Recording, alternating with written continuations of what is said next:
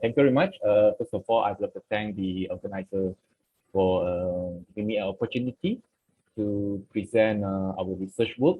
The title is Improve Photovoltaic Performance of Inverter Type Organic Solar Cell Using Carbon Content Dot PhD PCBM Photoactive Layer.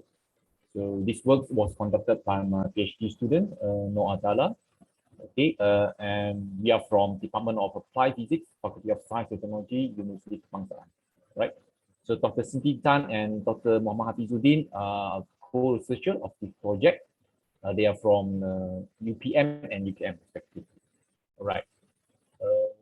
So this is the outline of my presentation for today. So I will start with the introductions to solar energy in general and organic solar cell in specific. So next, I will move on to the device fabrication and characterization, followed by result discussion, conclusion, and lastly, acknowledgement. So why solar energy? So as you all know, demand for fossil energy keep on increasing, and it is a non-renewable resources, which is limited. And besides that, the combustion of fossil fuels will also cause some environmental issues, such as pollution, acid rain, global warming. So one of the best answers for this problem is solar energy. Where the solar energy is long-lasting, sustainable, environmental friendly, renewable energy. So basically, there are two types of solar cell. We have inorganic, and then we also have organic solar cell. So why I choose organic solar cell? Of course, in terms of efficiency, stability, and strength, inorganic solar cells are better, all right? But however, the organic solar cell have some advantages, such as the cost, it can be produced in large scale, flexible, and more importantly, it can be produced on any substrate using solution deposition methods. So here I will briefly explain the operating principle of a typical buck heterojunction organic solar cell. So over here we have a few layers. We have a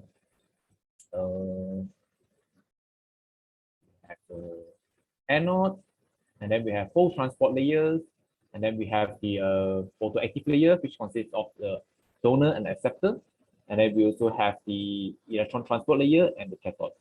So what happens is, if you illuminate the device either from the cathode side or from the anode side, as long as it's transparent. So what happens is, if you you excite the electron, okay, from the HOMO level to the LUMO level of the polymer, usually the donor, right? Then this form electron hole pair we call it the exciton. Then the exciton will diffuse to the interface between the donor and acceptor, where the charge separations, or we call it exciton dissociation, happen. So the electron will move on to the LUMO level of the acceptor, while the hole will stay on the HOMO level of the donor. Then the electron will just move to the cathode, and then the hole will move to the anode. So this is a bit on the principle on how the organic solar cell. So what is the problem? So a typical binary buck heterojunction organic solar cell based on PTHD PCBM, what happens is it has a very considered low power conversion efficiency. So there are 2 major factors that contributed to this. One is the limited light absorption in the UV regions, and the second one is the poor phase separation of PTHD and PCBM, which affect the exciton dissociation. So which here, usually the third component is added to the photoactive layer to further improve the photovoltaic performance.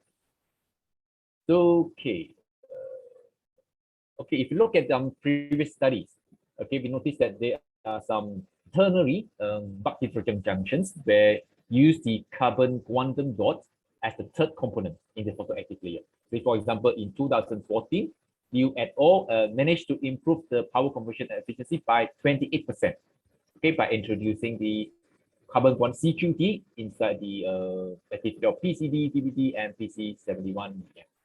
And in 2016, Chan even managed to improve it further, 43%, okay, by introducing carbon nanoparticles or carbon quantum dot into the photoactive layer of PDHD and ICBA.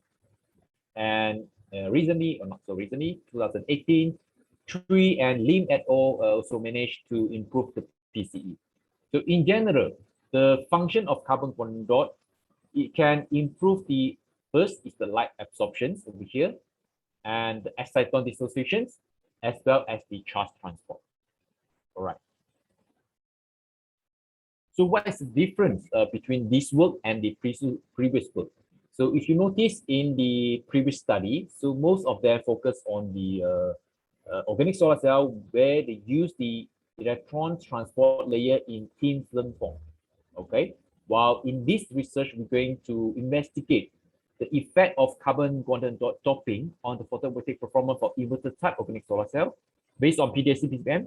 But here we use the zinc oxide nanorods as an electron transport layer. So this is the main difference. Of course, we also differentiate in terms of how we incorporate the CQT into the photoactive layer, where we're going to disperse the CQT in propanol first before we mix it with the polymer solution. So this is the main difference. Okay, and we move on to describe or elaborate on the device fabrications. So as you say, we start with the FTO coated glass substrate. So where we clean it, and then we coat the FTO substrate with a zinc oxide seed layer. So why we need the seed layer? Because we need that to prepare a well-aligned zinc oxide nanorods, okay, using a hydrothermal method. So after we prepare the zinc oxide nanorods, we prepare the polymer solutions with different doping concentration of carbon quantum dot. And then we use the spin coating techniques and do it inside a glove box to coat the polymer active layer onto the zinc oxide nanorods.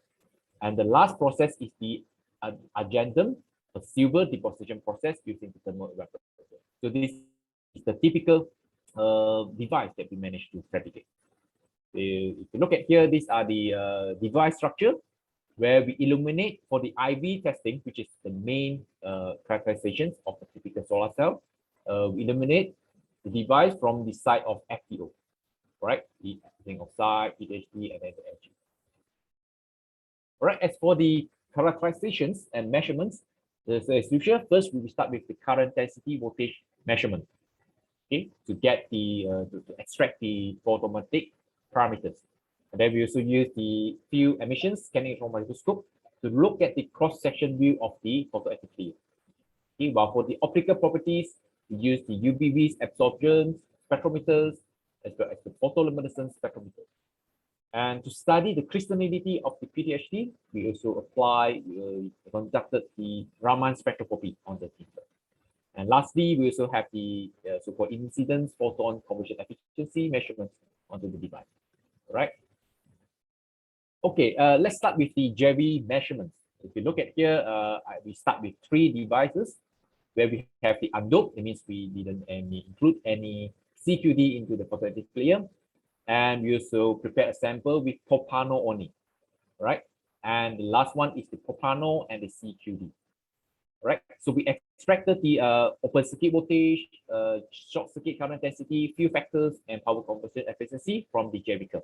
So if you look at the tables, if you compare the undoped and the CQD, and the PCE improved close to 50%, okay, from 1.73 to 2.66. And if you look at the VOC, it's more or less the same. Field factors increased slightly. So the main contributing parameters to the significant improvement of PCE is the short circuit current density, right? And in order to exclude, okay, whether the improvement is it due to the propanol or the carbon quantum dot, as I say just now, we also prepare a sample without CQD, only propanol. So in fact, if you look at the PCE, it even dropped. So from here, we can eliminate the possibility of propanol in improving the device. So next, we will focus on actually what is the role played by the CQD in improving the photovoltaic performance. All right, let's start with the scanning electron microscope. So for, as I say, we fix the growth time for the zinc oxide nanorod. So that's why from here, the typical thickness of zinc oxide nanorod is 75 nanometers. But interestingly, if you look at the total thickness, of the zinc oxide nanorod and the photoactive layer, it seems like the thickness slightly decreased from 310 nanometer to 300 nanometer. And this indicates that the infiltrations of polymers, the photoactive layer, actually improve, right? And this will facilitate the electron transport from the acceptor PCBM to the zinc oxide nanorod. And this reflects in the improvement of the field factors and JSC as shown in the table in the previous slide. All right, and this is for the cross-section view. And then we also conducted some optical study on the thin films. All right, so over here, if you look at the left side, we have the anomalized absorption spectrum, okay, for the undoped sample and the CQD-S doped sample. So if you notice here, the absorption significantly increased. Okay, as reported by previous researchers, the CQT itself can act as a scattering center, which it will improve or increase the optical path in the active layer. So indirectly, more photon can be trapped and absorbed by the photoactive layer, and as a result, the JSC increases. And we also study the normalized absorbance, okay, where we normalize according to the peak at around 550 nanometers. And if you notice over here, there is a pronounced so-called vibronic peak. And if you look at here, the 40% propranolol CQT sample, slightly, it's quite high as compared to the undoped sample. And this indicates the ordering of the PTHT, okay, donor improve. And this will increase the whole mobility of the photoactive layer. And if that's the case, then the UV absorption show that not only the absorption improve, but at the same time, it also improve the whole transport properties of the activity, right? And to further support this, we also conducted some Raman spectroscopy, okay, to indicate whether there's some improvement of the crystallinity of the PTHD. So what we can do here is we take the ratio, intensity, peak intensity ratio at 1446 and 1378.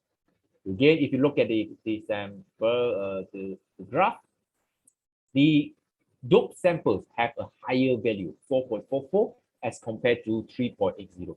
So again, this is consistent with the UVV's result, right? So where by introducing the carbon condensate dot into the photoactive layer, it managed to improve the ordering of the PTHD and subsequently improve the whole mobility of the result. Right? And beside Raman, we also do some photoluminescence study. Okay, this photoluminescence spectroscopy is quite common in solar cell research, especially for organic type solar cell. Okay, so from the measurements, we will know that whether the exciton dissociation will improve or not. Okay, and if you look at here, the intensity of the doped photoactive layer decreased significantly. Okay, so I think more than 3 times. Okay, and this indicates that the exciton dissociation, okay, in the interface between the donor as well actually improved, okay, by introducing the carbon condensate. So why does it happen? Then we have to look at the energy level diagram. Okay, if you look at the carbon condensate dot, the electron conduction band, the conduction band, the electron energy level, is situated in between the PTHT and PCBM. Okay, and this will facilitate the exciton dissociation, and you also can improve the electron transport from the PTHT to CQT to PCBM and lastly to zinc oxide. So this is how we explain the improvement of the exciton dissociation. And lastly, we also study the IPC measurement. And IPC measurement is quite common to know whether at what wavelength, okay, the device can convert most efficiently, right? So if you look at here, as expected, the IPC measurement is consistent with the JSC result. where the CQT doped sample has a much higher value as compared to the undoped sample. And I would like to highlight over here, this is the region in between 330 to 380. This is the region where the carbon quantum got absorbed the most. Okay, and it seems like there's no improvement at all. Right? Even though we introduced the CQT, this means that the down conversion effect that has been reported by others did not happen in this particular case. Okay, some people, yes, they reported that with the introduction of CQT, they have seen some down conversion effect, which can further improve their efficiency. But in our case, no, it doesn't happen, right? And besides that, I also study what happens if I manipulate the concentration of the CQD inside the photoactive layer. So I start with 20 volume percent, 40, 60, and 80. And interestingly, 40 volume percentage gives us the highest PCE, which is 2.68%.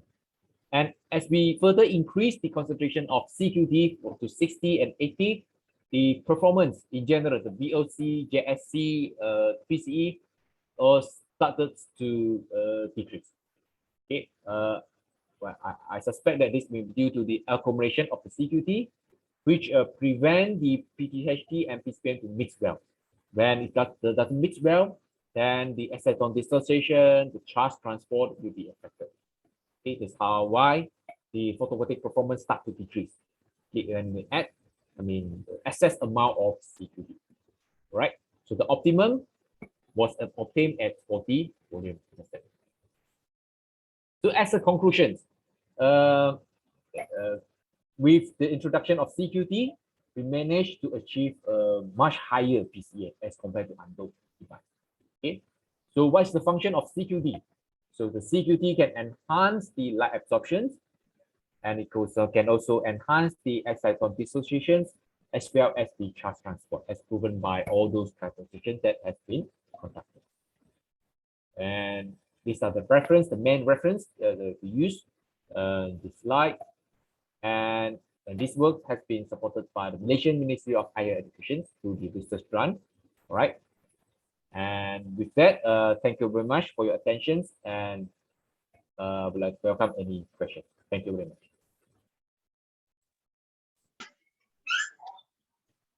Hello?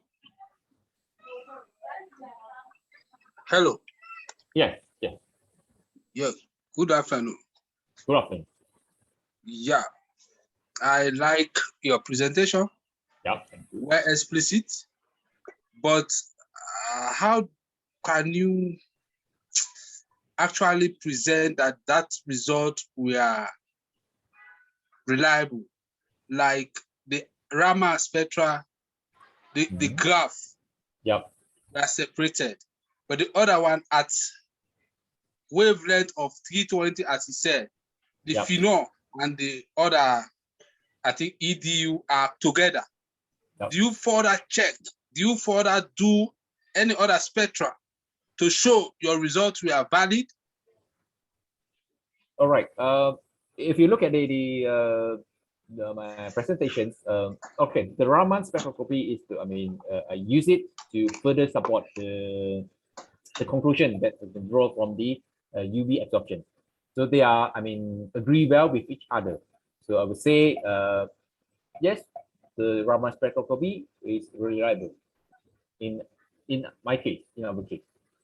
No, what yeah. I'm saying, yeah, in doing instrumental analysis like the UV, the Raman, yeah. Now you've seen those like the phenol compound in the other in Raman, it was totally separated from the blue color, which is another compound. But at wavelength of the other graph, at wavelength of 350, those the compound, the phenol and that compound were together. Did you further check, like you use any other instrument rather than UV to show that the phenol compound was present at that wavelength? Not really. Okay. Yeah, this is a good idea. Okay. Well, thank you. It's a very good presentation. Yeah. All right, thank you. Yeah. Sorry, I'm Dr. Kawara from Sierra Leone Jala University. Right, nice to meet you. Nice to meet you. Yeah. Yeah. Thank you, Dr. Chi, for